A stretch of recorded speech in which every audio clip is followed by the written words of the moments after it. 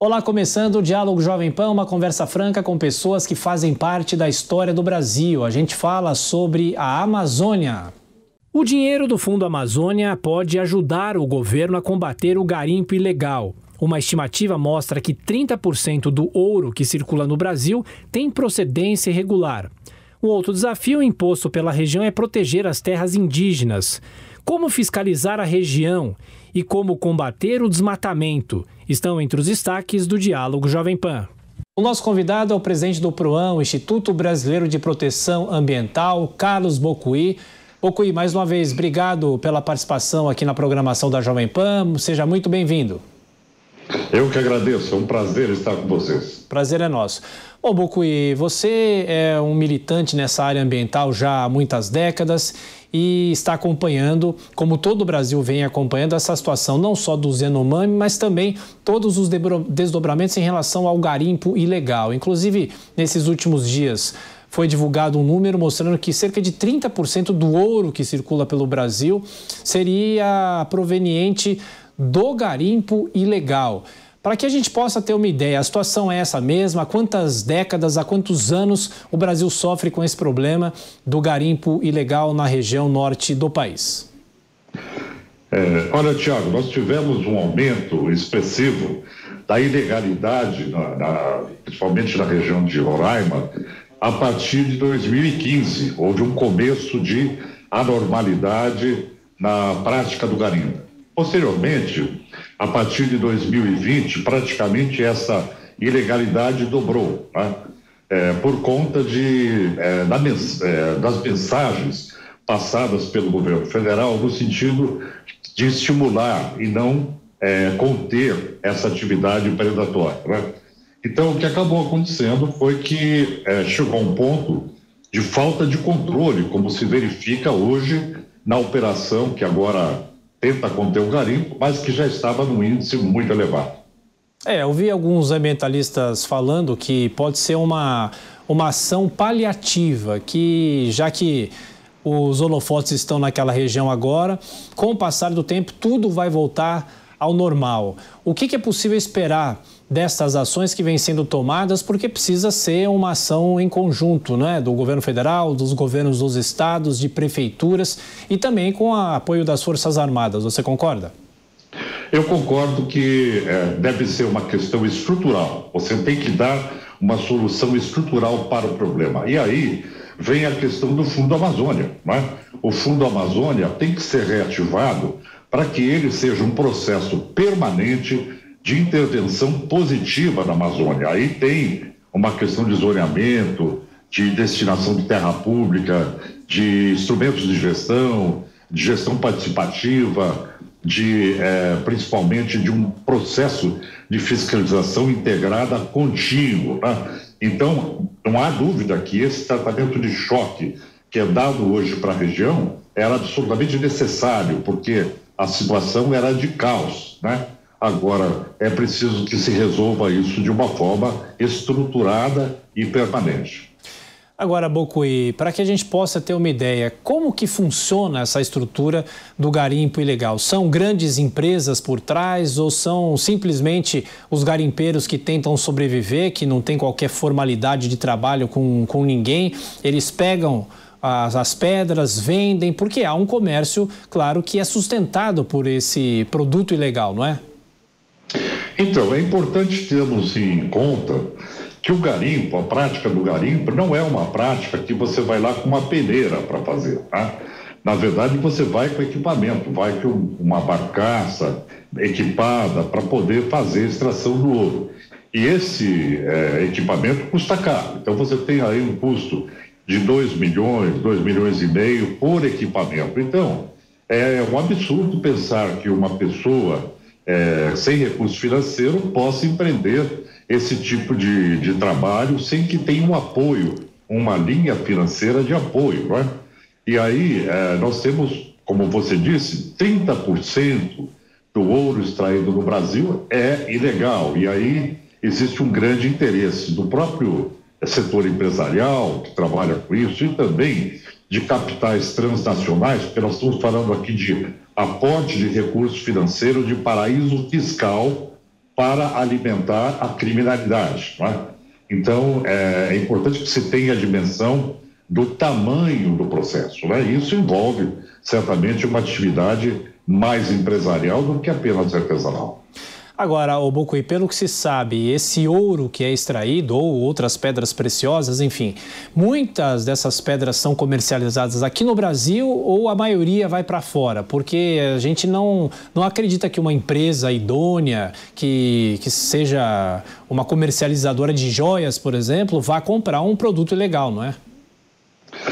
Mas aí tem uma questão, Tiago, que é o esquentamento do processo, né? O ouro, ele é esquentado de alguma forma, dando uma origem como de, que não daquela região da Amazônia, onde seria uma extração que é impedida pela lei, não é? Então, esse processo de esquentamento do ouro acaba fazendo parte do processo e ele acaba indo para o mercado nacional e internacional também, né? Então, é importante entender que essa ilegalidade, ela conta com mecanismos para efetivar o seu lucro, né?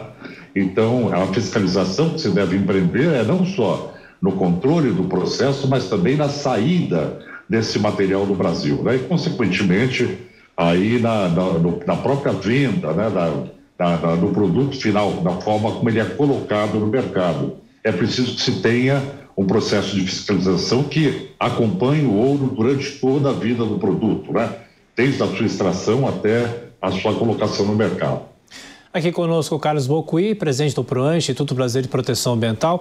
Agora, Bocuí, ampliando um pouco essa discussão, não só em relação ao garimpo, mas temos também toda a discussão do desmatamento na Amazônia. Eu pergunto para você, com toda a sua experiência nessa área ambiental, até que ponto existe conivência e até que ponto existe falha em fiscalização, já que são áreas dificílimas de serem fiscalizadas?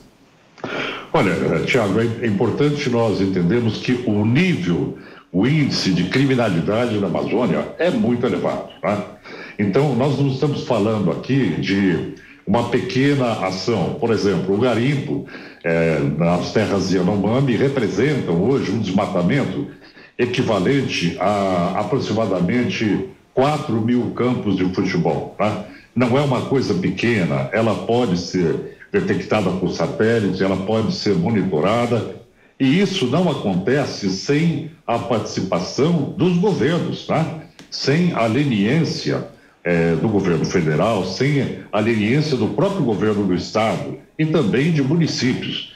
Então, é importante entender que o índice de desmatamento, o índice da degradação ambiental na Amazônia implica necessariamente em corrupção passiva e corrupção ativa.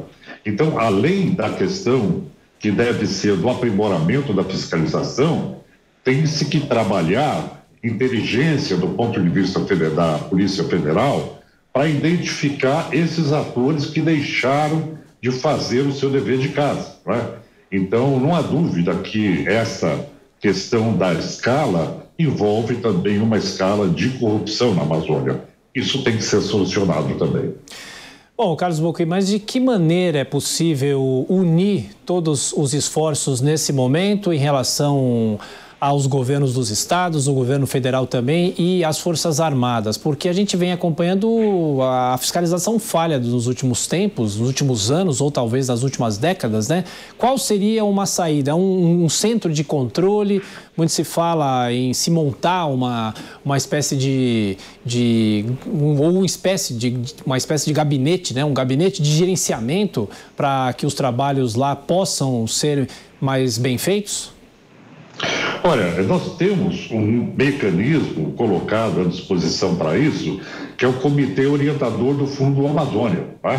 Então, você já tem um mecanismo instituído que é gestor de recursos financeiros aí da ordem de 2,3 bilhões de reais hoje para efetivar esse trabalho e que envolve a representação não só do governo federal, mas também dos estados, podendo incluir todos os outros atores de fiscalização. Então, é claro que isso tem que ser gerenciado de uma forma integrada, né? Uma fiscalização para a Amazônia não pode abrir mão da presença da Polícia Federal, do GEF, que é um grupo de fiscalização do IBAMA, especializado, também de setores ligados ao próprio Exército Nacional, no sentido de logística e apoio na região, e, além disso, as fiscalizações estaduais, né? Então, essa perspectiva do Fundo Amazônia, de que ele possa financiar esse processo, dar meios, dar recursos para que isso ocorra de forma efetiva, é extremamente importante. E é interessante dizer que esse comando da Amazônia ficou paralisado. Ele se reúne agora, pela primeira vez desde 2019. Ou seja, houve uma paralisação, o sistema ficou acéfalo. A bem da verdade, o que aconteceu isso, a fiscalização na Amazônia, a gestão do Fundo Amazônia, a perspectiva de controle, ela estava sem um comando central, né? Então, o que se espera hoje é essa ação mais estruturante que possa trabalhar não só no próprio território da Amazônia, mas possa alimentar processos de inteligência integrada da fiscalização que envolva o rastreamento de recursos advindos de paraísos fiscais, né? Então, eu creio que a situação ela exige realmente um trabalho de inteligência, de organização, que nós não tivemos até agora. Ô Bocoi, você fala muito sobre o Fundo Amazônia, né? Recentemente, o presidente Lula se reuniu com o presidente americano Joe Biden e eles discutiram sobre os recursos que virão dos Estados Unidos para o Fundo Amazônia. E eu pergunto, para que o nosso público possa entender, esse dinheiro é disponibilizado de que maneira? Quem que faz a gerência desse dinheiro? Como que esse dinheiro é aplicado? Para quais áreas esse dinheiro é aplicado? Olha, é importante compreender como funciona a gestão, né? O BNDES, o Banco Nacional de Desenvolvimento Econômico e Social, ele é quem recebe os recursos e quem faz a destinação dos recursos. Ele é feito, é um trabalho destinado à questão territorial, zoneamento territorial, de gestão do território. Ele é feito como elemento de controle, de comando e controle, de fiscalização, e ele é feito como estímulo para o desenvolvimento sustentável na medida em que você tem comunidades envolvidas e outras situações onde se procede a um estímulo a atividades econômicas sustentáveis, não predatórias, para a Amazônia, não é? Então, esse conjunto de ações que vão desde gestão até a mudança da economia é uma política pública eficiente para a Amazônia, não é? A captação de recursos fica por conta do BNDES, do governo brasileiro, que hoje começou a receber aportes já expressivos, sinalizados, os Estados Unidos com 50 milhões de dólares, se bem que o próprio Biden prometia na sua campanha lá em 2020 cerca de 20 bilhões de dólares, mas o que se espera é que se tenha um crescimento agora a partir do envolvimento do G7, dos países mais ricos, né? A Grã-Bretanha, o Reino Unido já sinalizou aporte também. Então, esse fundo funciona dessa forma e por um sistema criterioso de aprovação de projetos onde você tem transparência na perspectiva de destinação de recursos. Então, é muito importante não só a eficiência na captação, a eficiência na implementação e a transparência do Fundo Amazônia no sentido de auditar esses recursos que lá estão. E, Bocoi, pela sua experiência nessa área ambiental, o senhor já deve ter ouvido falar muito sobre a história da soberania da Amazônia, que há muita resistência, não vamos deixar outros países se intrometerem na Amazônia, eles querem buscar e roubar, entre aspas, né, a riqueza da Amazônia. Até que ponto existe muita discussão que é um debate falacioso em relação a isso? Olha, esse discurso de soberania, ele está muito defasado, né? A soberania hoje é colaborativa. Nós estamos falando aqui de um processo de captação de recursos internacionais que são doados pelos países sem que haja compromisso do Brasil no sentido de dar uma resposta ou de dar algum benefício a esses países, a não ser o combate ao desmatamento, né? Então tem que ficar claro que o objetivo desses recursos financeiros é trazer para a Amazônia um modelo de desenvolvimento sustentável e a contenção do desmatamento. Então, qualquer especulação que diga que os recursos brasileiros naturais poderiam estar sujeitos a outras nações, é uma balela, né? Quando lá na Rio 92, na Conferência do Rio, se acordou essa questão de soberania dos países e os seus recursos naturais, ficou claro que todo país tem direito aos seus recursos naturais, mas que deva usá-los de uma forma responsável a não prejudicar os demais países. Então, isso fica claro no acordo internacional que gera hoje essa tomada de recursos internacionais, né? Então, há muita especulação, principalmente de setores interessados na degradação da Amazônia, na exploração da Amazônia, fazendo um discurso de perda de soberania. É uma balela, não há esse compromisso. Na verdade, o Brasil é soberano com relação aos seus recursos naturais. Nós estamos falando aqui de proteção do meio ambiente, que é uma questão que ela antecede, é um direito fundamental, ela antecede a essas preocupações de extração de ouro ou de desmatamento, de uso da madeira. Tudo isso passa a ser secundário ou então impossível diante do contexto no qual se coloca hoje a Amazônia pela sua importância referente à mudança climática. Ô Bocuí, dentro de tudo isso que a gente está falando, o Brasil acompanhou e vem acompanhando o drama dos Yanomami, e eu te pergunto, até que ponto é importante que os brasileiros conheçam essa situação e se o senhor acha que outras tribos estão nessa mesma situação, de que ponto é preciso partir para discutir também o uso dessas terras. O Supremo discute as áreas que podem ser exploradas ou não, que são terras de proteção dos índios. De que maneira, dos indígenas, né? De que maneira é necessário fazer esse debate no Brasil a partir desse drama que a gente vem acompanhando? Olha, Tiago, o que se percebe claramente nesse processo é a necessidade de uma política indigenista para o Brasil. Você tem que ter uma FUNAI, uma Fundação Nacional do Índio, que funcione de forma adequada, promovendo esse apoio às comunidades, né? E outra questão, se os territórios indígenas não forem respeitados, se eles forem envenenados por mercúrio, como é o caso agora, essas comunidades elas perdem a possibilidade do uso da água, né? Então você tem aí um processo de contaminação que decorre da perda da qualidade dos recursos ambientais daquela região da qual depende aquela população para sobreviver, né? Então nós temos aí várias interfaces. Primeiro, um apoio efetivo às comunidades, permanente pela FUNAI, pelo Sistema Único de Saúde, e apoio no sentido humanitário também. E, por outro lado, a garantia dos seus territórios para que eles tenham a autonomia que lhes permita a sobrevivência.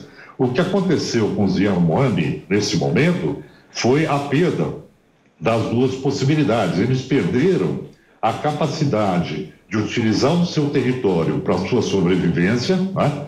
E eles perderam a capacidade de sobrevivência em função da invasão dos garimpeiros que trouxeram inúmeros impactos ambientais para a população, né? Então, ter uma perspectiva de áreas protegidas para abrigar etnias, comunidades indígenas, povos originários, é preciso que isso seja acompanhado de uma grande política que dê conta do problema, né?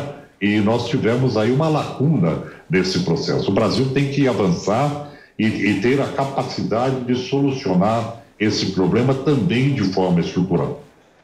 Estamos conversando com o Carlos Bocuí, que preside o PROAN, Instituto Brasileiro de Proteção Ambiental. O Bocuí, ainda falando sobre a questão dos índios aqui no Brasil, em que outras partes do Brasil é preciso também ter cuidado, não só em relação à Amazônia, mas também em outras áreas, até São Paulo, né? A gente tem que lembrar que São Paulo tem tribo indígena. Essa questão é muito importante, porque você tem povos indígenas ainda perto de regiões metropolitanas, como, por exemplo, a cidade de São Paulo abriga algumas tribos, né? E que são guaranis, tupi-guaranis, e eles têm uma tradição milenar de trânsito pelo território, porque eles estão sempre em busca, culturalmente, do Eldorado, do paraíso, né? Do paraíso indígena. Então, isso faz com que eles se desloquem de uma terra para outra, eles têm uma transição e nem sempre estão fixados num território específico. Então, uma política indigenista para o estado de São Paulo, por exemplo, é uma política de proteção desses territórios nos quais se localizam as comunidades e também atendendo a essa prática que eles têm de mudar de regiões eventualmente, né? Então, isso demanda um cuidado com essas populações que quem acaba fazendo uma forte contraposição é a própria especulação imobiliária, né? E há também invasões de terras indígenas, o agronegócio. Então, eles passam por várias pressões, mesmo em estados como São Paulo, que são até, por isso mesmo, mais impeditivos, mais, eu diria, onde você tem uma pressão econômica muito maior sobre as áreas remanescentes. Ô, Cui, queria falar um pouco sobre desmatamento, né? Até nós aqui como jornalistas muitas vezes ficamos confusos com muitos números que aparecem. O desmatamento caiu tanto na comparação com tanto. O desmatamento aumentou tanto, o equivalente a 50 campos de futebol. Afinal, a forma como se faz essa contabilidade é uma forma correta? Eu lembro lá nos anos 90 a discussão sobre o CIVAM, né, que haveria o monitoramento por satélite. Nós temos fotos de satélite que mostram muitas vezes a destruição e até o garimpo promove essa destruição. Agora, de que maneira é possível ter um levantamento mais realístico do desmatamento no caso da Amazônia? Olha, eu acho que esse levantamento mais realístico ele já é feito, né?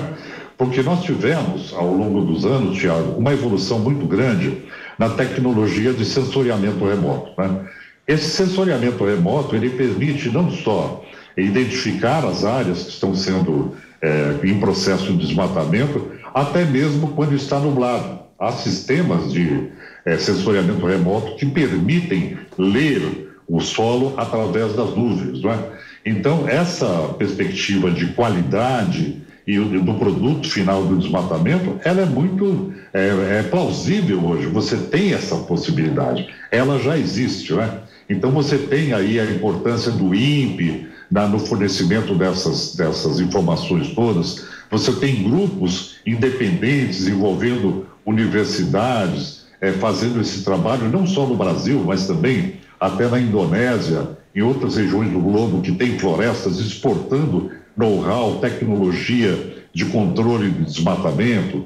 Então, há uma grande possibilidade de um controle muito efetivo do dano ambiental que ocorre na Amazônia através do sensoriamento remoto. Então, isso é viável, a tecnologia possibilita isso. Só que é preciso ter recurso para você estabelecer o link entre o alerta do desmatamento, aquilo que é detectado pelo satélite, e o disparo da fiscalização, né, da perspectiva de contenção do dano ambiental o mais rápido possível para que ele não se expanda, né? Então, essa possibilidade de você ter recurso financeiro para disparar uma fiscalização que ela esteja atenta, que ela esteja equipada, preparada para isso, é um grande problema. O que nós tivemos nos últimos anos foi um desmantelamento do sistema de fiscalização que não conseguia praticamente, ou não tinha possibilidade financeira e até de pessoal para fazer essa ponte entre aquilo que é visto pelos satélites e aquilo que deve ser operacionalizado na fiscalização. Pois é, mas é possível esperar uma mudança em relação a isso porque as estruturas continuam muito precárias, né? Há ainda falta de dinheiro e eu também não sei em relação a qual que poderia ser a ajuda de outros países, porque a Amazônia não está apenas aqui no Brasil, a maior parte sim, mas outros países têm também floresta amazônica. Os outros países poderiam ajudar de que maneira, Bocuí? Então, é importante destacar isso que você coloca. O Fundo Amazônia, que tem hoje 2,3 bilhões de reais para o seu funcionamento, vai receber mais aporte, que está chegando agora, para essa fiscalização em território nacional. Ele pode destinar 20% desse valor para outros biomas que não sejam só a Amazônia, quer dizer, ele pode utilizar isso para proteger o meio ambiente em território nacional. Agora, a grande ação que se deve trabalhar hoje é essa que você coloca, a Amazônia, que não é só brasileira, né? Como estabelecer um programa integrado para fazer essa fiscalização na Colômbia, na Venezuela, da parte da Bolívia, no Equador, né? Como é que se faz essa grande gestão de território de forma integrada? Eu não tenho dúvida que essa é a resposta para a proteção da grande floresta amazônica, não só da Amazônia legal brasileira, né? Agora, para fazer isso, você tem já mecanismos internacionais instituídos, que são conselhos que agregam essas nações e que poderiam possibilitar essa integração, que é necessária, porque você tem aí criminalidade organizada que é transfronteiriça, né? Você tem tráfico de mercúrio da Bolívia para a Amazônia, né?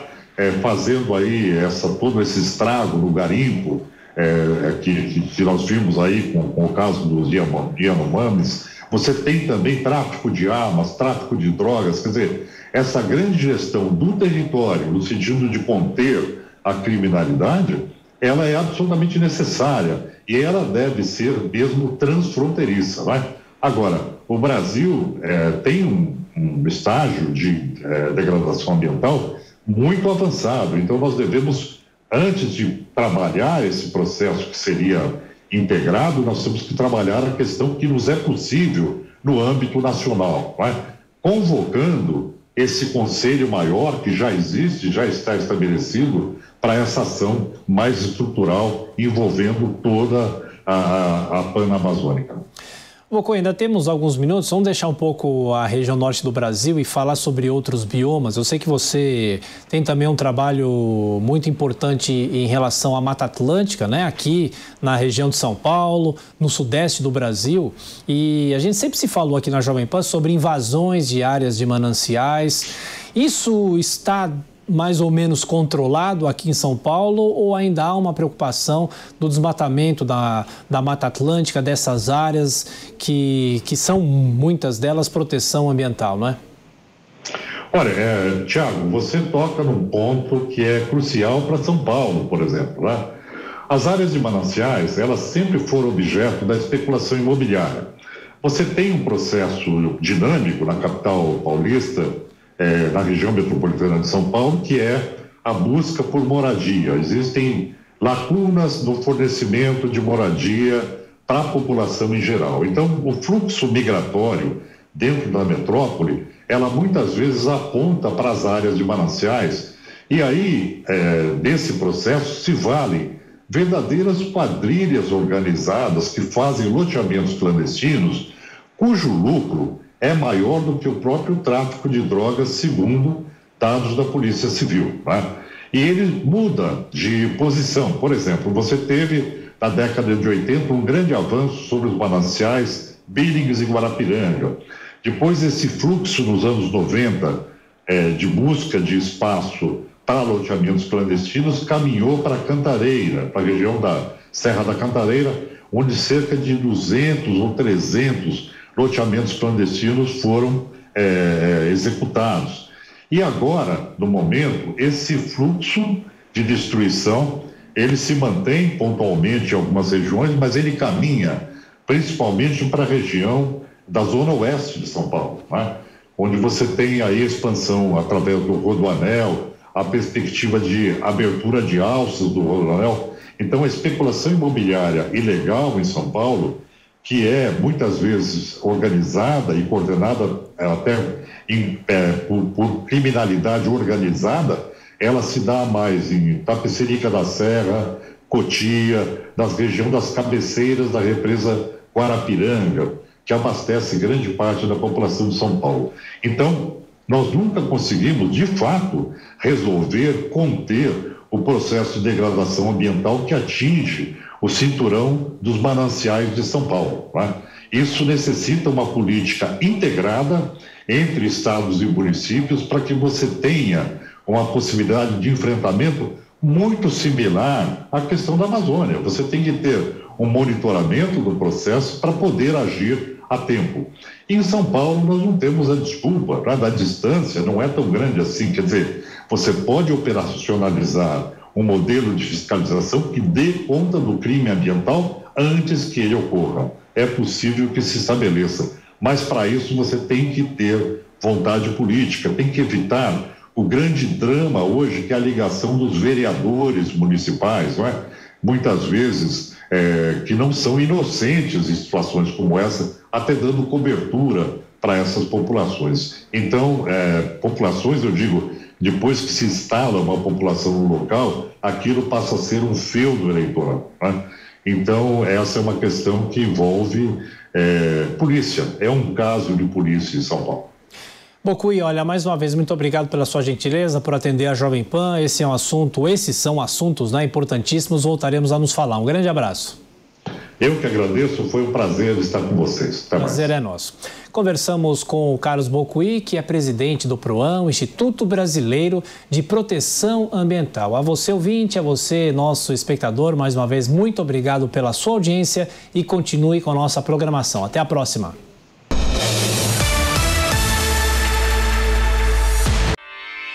Realização Jovem Pan News.